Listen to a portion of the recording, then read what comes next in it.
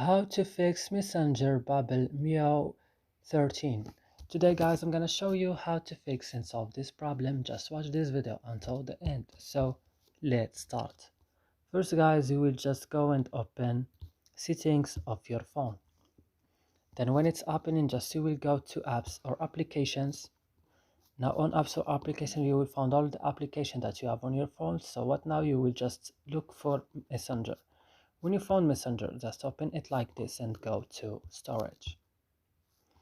And on storage, go to clear data, then click OK and go back to first tab, click OK and go back to Play Store or App Store and make sure that you update Messenger again. And that's it. I hope this video is useful for you. Do not forget to like and subscribe to our channel. See you in another video.